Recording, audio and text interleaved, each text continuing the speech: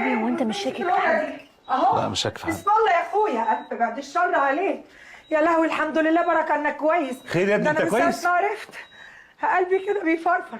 اقعد عايزه اجيب لك ميه. انا عايز اخرج. تخرج فين يا حبيبي؟ انت تعبان جدا ولسه تحت الملاحظه، والدكتور لازم هو اللي يكتب لنا خروج. انا كويس وهخرج. اسامه. زينب، انا كويس وهخرج، يلا عشان نروح البيت. ايه في ايه؟ ده انت اول ما شفتنا كأننا عقرب ولا دغيتك. يا ماما ايه يا اخي بالراحه شويه، ده احنا جايين نطمن عليك، واحنا جايين نقول لك هات. خلاص ده يا احنا لو فاطمه. جايين نقول لك هات ما تعملش فينا كده. خلاص يا فاطمه ملوش لازمه الكلام ده. ده المثل بيقول لا عيني ولا تخزيني. يلا يا احمد ولا ماما بلا زفت. احمد اوعى كده انت رافض. طب ايه اوعى.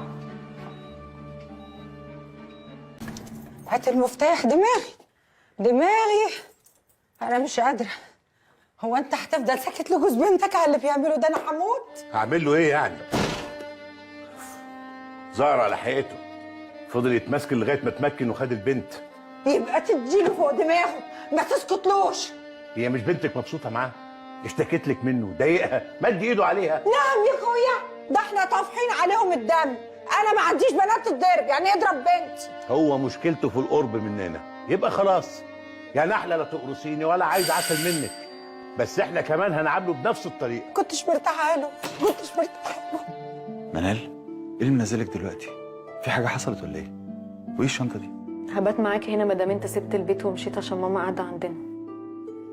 يا هفضل واقفه على الباب ولا ايه؟ لا طبعا، تعالي ادخلي، تعالي يا معاذ يا حبيبي، تعالي. تعالى حبيبي. مساء الخير. مساء الخير يا بنتي. اهلا حبيبي حبيبي حبيبي حبيبي. ياخديه